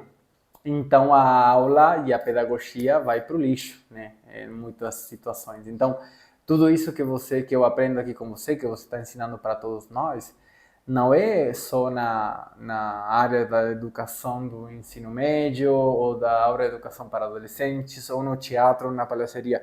Aplica perfeitamente em qualquer tipo de execução de uma pedagogia, de uma educação, de uma formação, de um ensino, né? Sim, sim, porque ela vai tocar o que a gente chama de filosofia, né? Acaba virando uma filosofia de vida, né? Claro. Eu queria falar uma coisa sobre a questão da pedagogia. Porque eu estudei pedagogia e a pedagogia ela não é uma ciência como a história é uma ciência, a sociologia é uma ciência, a filosofia é uma ciência, né? A pedagogia não é necessariamente uma ciência. Onde entra ela? A pedagogia, ela se utiliza de algumas ciências para ela se fazer. Por isso que existem tantas pedagogias, porque a pedagogia é um conjunto de metodologias. É um conjunto de metodologias, né? Agora, a pedagogia tem uma alma ou um coração. A alma ou o coração da pedagogia é uma coisa que todas as outras ciências que vão trabalhar com aula têm que passar. Sabe como é que chama? Não. Didática. Didática. O coração ou a alma da pedagogia é a didática. A única coisa que realmente pertence à pedagogia é a didática. O resto, a pedagogia é formada por história da educação, história da sociologia, história da psicologia, qual que é a última aqui agora? A didática, a quarta, e tem um último aqui, história da psicologia, história da sociologia, história da educação, a história da educação. Você vai ter que buscar essas coisas, vão formar a pedagogia. Então, para você poder dar aula para a pessoa, você não tem como dar aula para um grupo de 30 se você não buscar a sociologia de cada um. Para você poder fazer um trabalho horizontal e respeitar cada um, tem que saber de onde que a pessoa tirou o pé. Você não pode fazer uma taxonomia, e taxonomia quer dizer assim, uma coisa de fazer uma visão geral a partir de um, sabe? Uma taxonomia, por exemplo, que o Bourdieu falava assim, ó, que o professor na sala de aula ele olhava para as crianças, olhava para o pé na época dele. O que tivesse com barro no pé, o professor podia puxar a orelha e podia dar tapa na orelha porque os pais não iam vir. Eram pessoas da roça, eram pessoas da zona rural, periféricas, cujos pais não têm estudo e acham que o professor tem que bater mesmo. Então, partia dali. Então a sociologia dele era pelo olho, né? E a sociologia é o seguinte, é você trazer para o aluno assim, da onde você veio? O que sua avó ensinou para você? O que sua mãe e seu pai falam a respeito de tal coisa ética? E o aluno traz o conhecimento dele e mistura com todo mundo, porque a ideia de você achar que o aluno não sabe nada e que você que vai ensinar ele, isso vem da teoria da tábula rasa. Sabe? Que eu sou detetor de conhecimento e você não sabe nada. Você é uma tabela vazia e eu que vou preencher. Exato. O Paulo Freire, que é uma das grandes referências da pedagogia do palhaço, que tem um tripé pedagógico também. Paulo Freire também. Paulo Freire dizia o seguinte, que esse tipo de educação chama educação bancária. Sim, na pedagogia do oprimido, né? Você está vazio e eu vou depositar em você meu conhecimento. E depois que eu depositar tudo, aí você pode falar. Por enquanto você só escuta. Isso é educação bancária. Então a pedagogia do palhaço tem um tripé de pedagogias também, que é Paulo Freire, pedagogia do oprimido. Celestin Freinet, pedagogia do bom senso. E Rudolf Steiner, a pedagogia da questão mais, que eu posso dizer, metafísica. Tá. Metafísica, né? Que é assim, independente de existir Deus ou não existir, o diabo ou não existir, o metafísico existe. Porque está além do físico. Porque o teatro que o Antunes me ensinou é o metafísico. É aquele que está no olhar, está no vazio. Entre você... Quando a gente fala de alma, por exemplo, que você pode entender alma de mil formas, até quando a gente fala de amor, que óbvio que existe, inclusive a minha fé, que a gente falou no backstage da minha fé um pouco, né? A minha fé é no amor, né? Óbvio que existe o amor. E é metafísico, senão o que é? Porque você pode encerrar o amor em uma caixinha, né? Encostar nele, tocar, palpar, né? Vou te falar o que é o amor baseado no meu estudo. O amor é a energia mais importante do universo. O que sustenta o universo, na verdade, é uma energia que chama-se amor. Só que esse amor, da onde ele pulsa até chegar ao planeta Terra, ele passa por várias situações, porque o universo é em ondas e frequências de ondas. Quando ele chega no planeta Terra, ele passa por um momento magnético e elétrico, e então nós sentimos o amor de uma forma ainda involuída. Nós sentimos o amor ainda de uma forma muito pequena. Então o nosso amor, ele se mescla com outros lugares. Então o nosso amor, ele azeda, nosso amor, ele rança, nosso amor, ele amarga, e ele se transforma em outras coisas, que é o ciúme, a inveja. Mas isso aí é amor ou não é amor? É na amor verdade está atrelado, porque não, para mim isso não é amor. Então não é porque... Mas você entende como um tipo de amor. É porque amor destemperado. É que nem você não faz na cozinha. Então, se você salga demais, dá pra comer? Ou se você não põe sal nenhum, não fica insosso? Então o amor está nesse nível. O amor, como ele é frequência, se você não pega a frequência certa, o seu amor ele vai estar sempre mesclado com outra coisa, e aí não chega no ponto certo, então vai virar ódio, ou vai virar inveja, ou vai virar ciúme. Eu entendo teu ponto, mas o que eu acho que discordo talvez é que para mim não é amor, senão que é algo que é diferente, mas que se confunde. Por exemplo, ciúme não é amor. Possessão não é amor. Sei lá, inveja, não sei, não é amor, é outra coisa. Então, é outro tipo de sentimento. Exato, não é uma, mas não... que se confunde às vezes. Claro. Você acha que, ou às vezes você acha que uma característica dentro do amor, mas para mim, e não li nenhuma tese de nada, para isso é a minha intuição, as minhas vivências, tá fora. Sim, mas, necessariamente não é amor mesmo, não é amor. Claro, é exatamente essas coisas que você falou, por isso que tem outro nome. Mas pode vir a se transformar em amor, dependendo da construção e evolução desse próprio ser humano, conforme ele vai temperando aquilo, ele vai temperando, lapidando. Etc. Claro. Porque um ciúme, algum pode dizer que é um excesso de amor, é um amor tão grande que quer só pra si, não sei o que. Então, e não é amor, não é amor mesmo. Mas é porque ele não soube trazer aquilo. Nós ainda não sabemos o que é o amor. Essa que é a verdade. É o que eu quero chegar. Que, na verdade, tudo que você fala que não é amor, o próprio amor ainda não é amor. O próprio amor ainda não alcançou o que é exatamente o amor como ele pulsa no universo, como ele sustenta o universo. Ainda não. Porque nós somos muito involuídos ainda. Isso dá para aprofundar muito nisso. Exato. Mas para ir por aí encerrando um pouco o encontro agora, porque não temos muito mais tempo, eu queria te perguntar... E antes de você falar um pouco das coisas que você está fazendo para a galera e falar o teu livro, isso no encerramento final, eu queria te perguntar o que você vê, o que te está preocupando hoje em dia na educação, na formação, na procura por um pensamento crítico, na adolescência, mas sei que é muito complexo. Por exemplo, uma das coisas que mais me está preocupando, estou vendo agora e estou ficando muito surpreso, e que eu sinto que estamos tendo, e sempre tem muitas dúvidas no meio disso, se são coisas que acontecem agora mesmo, ou são coisas que sempre aconteceram, mas sempre parece que acontece agora, tudo mais, etc. Mas estou vendo um dano na nossa capacidade cognitiva, na nossa capacidade de compreensão, de cognição, de entendimento, de concentração e demais, muito vinculado com a excesso enorme de redes sociais, de tela, de distrações, etc, etc. Inclusive tem um livro aqui muito bom que chama-se De la miseria humana no meio publicitário, que é muito bom em falar essas coisas também. Mas estou vendo uma enorme, para mim, detrimento à nossa capacidade cognitiva. E aí quero te perguntar, que coisas estão te preocupando na educação geral e que você acha que a gente deveria correr atrás? Qual é a sua proposta para tentar lutar um pouco contra isso? Então, isso tudo que tem acontecido e tem a ver com a questão da evolução material que está tendo, a evolução material, inclusive a evolução cibernética, a inteligência artificial e tudo isso, tá? E de alguma forma, uma coisa que quem falou, se não me engano, foi o Frei Beto, não foi o Frei Beto ou foi o Leonardo Boff, que falou o seguinte, que eu não tenho medo da inteligência artificial, Eu tenho medo da ignorância humana. Da falta de inteligência humana, porque tudo isso está levando para uma falta de inteligência humana. A falta de você trabalhar a sua mente, você desenvolver o seu cérebro, você desenvolver a sua capacidade intuitiva. A intuição se perdeu, a intuição hoje não foi mais estudada. O que é a intuição? Você acabou de falar alguma coisa para mim, a minha intuição me diz isso. Cara, a intuição é o melhor caminho para a pessoa.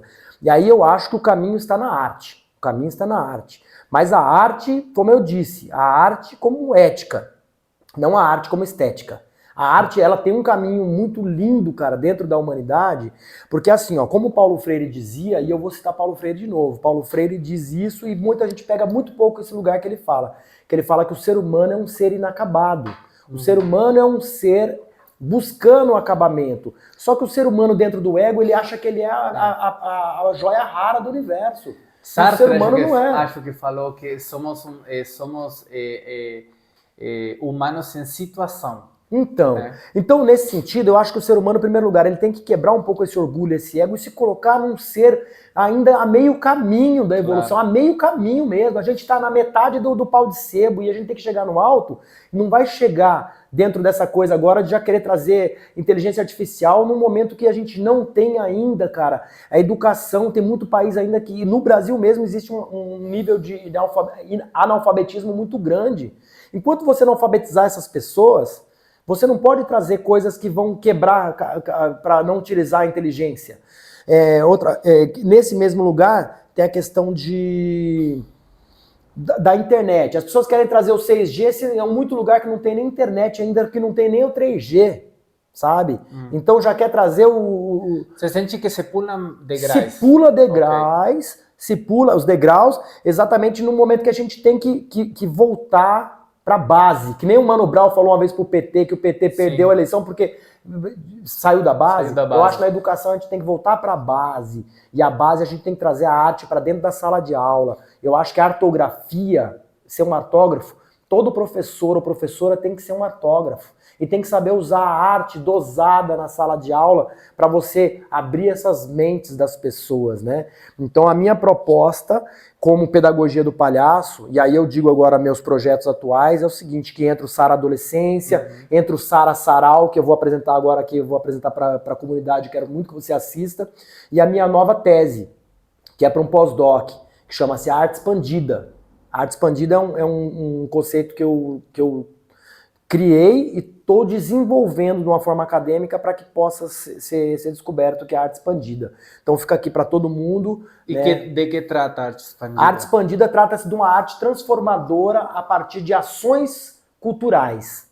Ações culturais onde você traga todas as pessoas que não se veem como artista, mas que são artistas. E aí, de novo, eu entro de novo. A arte como necessidade, a arte como compromisso, e a função do artista na sociedade. Então vou citar aqui 2 livros básicos que todo artista tem que ler. A Necessidade da Arte, do Ernest Fischer. Depois você coloca embaixo escrito aqui. Segundo, as pessoas têm que ler Herbert Reed. Herbert Reed tem 2 livros essenciais, que é a Arte na Educação e o outro que chama-se O Papel do Artista, a Arte e a Alienação. 2 pontos. O papel do artista na sociedade. Porque a gente está se perdendo muito, a arte está se materializando demais e nós estamos esquecendo que nós somos seres espirituais vivendo uma vida na matéria. Isso a ciência em algum momento vai chegar para discutir mais o conceito de alma. A gente fala alma e espírito o tempo todo, mas de uma forma muito banal. Fala-se de uma forma muito banal. Então nós temos que voltar para a base e estudar o que é a alma que está animando esse corpo. Porque quando a gente perde essa alma, a gente fica que nem um pedaço de carne morta. O que estava ali? Isso, para mim, é uma coisa que a gente tem que trabalhar. E a arte, mais do que tudo, trabalha isso. A arte, mais do que tudo, vai mais perto, né? Que mais conecta com essa alma nossa. Temos que buscar a arte que Platão discutiu na República, e menos a arte que o Aristóteles discutiu na arte poética. A arte poética que o Aristóteles discutiu vai culminar nisso que a gente tem hoje, que são esses streamings, esses canais de streamings todos. Você vai assistir uma série, todas elas começam com 3, 4 pessoas morrendo no primeiro episódio. 3, 4 pessoas tomando tiro no rosto, tiro na cara, como se isso fosse normal. Isso não é normal. Se a arte transforma o ser humano, então temos que ter a ética nessa arte. E Sócrates falou isso na República. No capítulo 10, Sócrates fala que a arte que estava colocada na Grécia naquela época não era uma arte boa. Porque aquela arte levava o ser humano para um pensamento bélico, um sentimento de matar por ciúme, um sentimento de emoções exaltadas. E essa arte de emoções exaltadas é a arte que está posta hoje ainda. Então eu, do ponto de vista meu, eu não estou querendo aqui fazer escola, mas no ponto de vista meu, dentro da escola que eu quero fundar, essa arte não tem lugar. Tem lugar uma arte que primeiro transforma você, buscando a evolução, e depois quando você vem para a sala de aula com seus alunos também, você busca a evolução com essa arte. A arte como elemento básico, basal. O basal é a arte, né? Então eu quero fundar em Mogi das Cruzes, da associação que eu já fundei em 2010, ela está fazendo 15 anos hoje, é a Estação Aprendizarte. Ela já é um ponto de cultura. Dentro da Estação Aprendizarte, eu quero fundar um centro de referência da arte e educação. E no centro de referência da arte e educação, quem vier estudar, né, e aprender comigo, vai passar comigo 15 anos para aprender a pedagogia do palhaço, da base até o final. Uau. São 5 fases. A primeira, o ator-autor, ou atriz-autora, que leva vários anos, isso não acaba. Só que no segundo ano ela vai entrar no arteiro ou arteira. O primeiro é só teatro e literatura, né? Interpretação, construção de personagem, direção e literatura. Adaptação, escrever dramaturgia. No segundo momento é o arteiro ou arteira, que é só a parte de adereços e cenários. E aí entra toda a parte manual, de fazer cenário. Eu trouxe até uma coisa para te mostrar. Da minha arte que eu estou trabalhando agora. Eu também trabalho com arte manual, né? E eu tenho trabalhado com jogos do mundo. Os jogos trabalham muitas pessoas. Trouxe 2 jogos para te apresentar. Esse aqui é um jogo. Esse aqui é um dos jogos. O que lhe parece isso aqui? Me parece aquele negócio que você tinha que botar, fazer assim, botar no Bilboquê. coninho, não sei o nome. Bilboquê. Bilboquê. Só que esse aqui chama-se Rebola Buquê. Esse chama Rebola Buquê, porque aqui você vai pôr a sua cintura aqui e ele vai travar aqui, ó. E aí ele pode parecer um pouco sexual também, se quiser. Se quiser, porque aí você vai aqui, ó. Pra cair aqui. Claro. Tá? Então esse é o Rebola Buquê. Aí eu tô até ao contrário, na verdade ele é assim, ó. Então, é um jogo muito legal, um jogo para as pessoas brincarem, para criança, para adolescente, e a questão sexual tá no olho das pessoas, não tá onde você tá colocando. O palhaço tem essa coisa de brincar com essa dicotomia também. Sim. E o segundo jogo é esse aqui, ó. São jogos que eu produzi no meu ateliê, né? Ó, esse aqui eu utilizo bambu, aqui eu utilizo sempre madeira que eu pego no lixo, essa madeira já com esse furo já cheio assim. Isso aqui é um pedaço de compensado que estava no lixo, estava até com bolor. E aqui eu utilizei o corte e costura que a gente utiliza no arteiro, na dimensão que eu falei. A gente aprende a costurar na mão e na máquina, né? E aqui eu tirei do bambu, esse aqui é um outro jogo. É um jogo bem legal esse também. Enquanto esse chama Rebola Buquê, esse chama Rebola Bola. Rebola Bola. Rebola Bola. Rebola Bola é o seguinte, ó, tá vendo essas cordas aqui? Uma pessoa amarra e coloca aqui. Sim. E a outra amarra e coloca lá.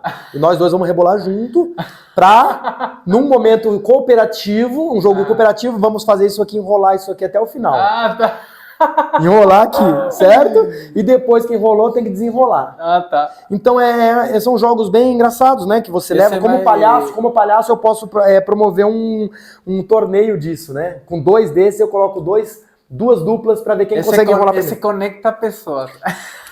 Todos os jogos conectam pessoas e promovem o encontro intergeracional. Todos os jogos, né? Claro. Então eu também sou um embaixador dos jogos do mundo. Foi uma coisa que eu aprendi na USP, né? E essas coisas eu desenvolvo no meu trabalho como arteiro, né? O arteiro, então, segunda fase é o arteiro. Depois do arteiro vem o atuador, que você vai estudar somente a palhaçaria. Vai estudar somente a palhaçaria, daí então. Depois do arteiro vem o artivista. O artivista é a dimensão política do seu trabalho. Para que serve a sua arte? Para que serve a sua arte? Senão para te transformar e depois você transformar o seu ambiente, o seu mundo. De alguma forma, talvez, transformar o planeta, né? Claro. Num ponto de vista de sonho de consumo. Então é isso. E o último é o arte curador. Ou arte curadora, tudo nos dois, né? Arte curadora, artivista é uma palavra que não precisa. E são 5 então, né? Ator-autor, arteiro, atuador, artivista, arte curador. A arte como cura. A arte como cura. A arte te cura e você cura os outros com a sua arte. Cara, parabéns, viu, por esse trabalho. Parabéns e te agradeço muito por estar aqui, por vir a honrar esse podcast. Obrigado mesmo. Muito bom desses livros que você falou, porque eu sempre também eu faço uma sessão que é dica cultural de cada artista, e ficam essas dicas também. E obrigado mesmo. E deixo os minutos finais para você. Estou muito honrado pela sua presença. Obrigado, cara. Aprendi muito. Você é um cara muito interessante. Tem muito ainda mais para saber de você. Tomara que a gente se encontre mais. E obrigado mesmo, viu? Você trouxe um livro para mim?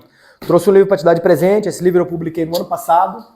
Esse livro publiquei agora em 2024. Ele foi lançado, né? Chama-se O Palhaço Atrás do Muro. Eu vou ler mesmo. Uma experiência de arte e educação na Fundação Casa. Eu coloco Fundação Casa porque Fundação Casa dialoga com esse momento atual, né? Mas, na verdade, era na época da FEBEM, né? A Fundação Casa foi o que a FEBEM mudaram o nome para poder tentar apagar a história. Não deixa de ser as histórias de maus tratos, de mortes, de coisas muito más que se fazem com os nossos adolescentes. Hoje nós temos uma população gigantesca de adolescentes presos.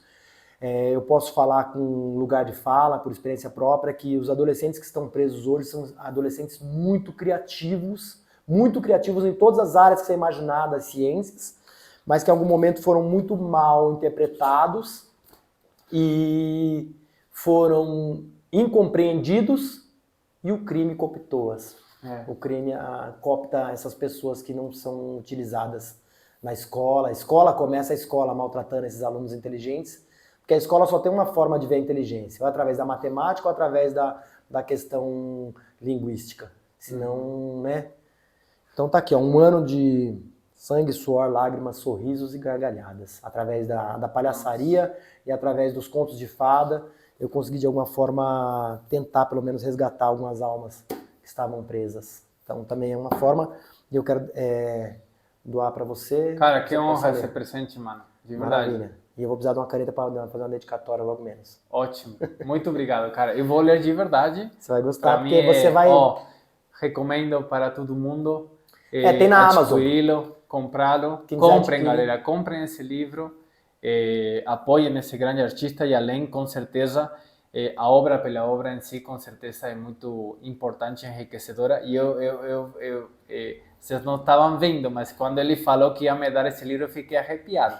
De verdade, estou com muita ansiedade de lê-lo. Não, e é importante ressaltar que nenhuma editora queria publicar um livro que fala sobre isso, né? Então eu precisei ganhar um PROAC. O PROAC é um edital de nível estadual, né? O PROAC que me deu o dinheiro para poder produzir. Então a realização é da Aprendizarte, a associação que eu presido e que eu fundei e coordeno até hoje, né? E o LabArte da USP, que é o Laboratório Experimental de Arte, Educação e Cultura da Faculdade de Educação da USP, me deram a oportunidade de publicar esse livro aqui. Hoje é um muito linda a publicação, aliás. Tá bonita a publicação. Tá uma bem bonita aqui. E é tudo uma cadeia, né? O muro, o palhaço atrás do muro tá aqui, ó. O palhaço atrás do muro.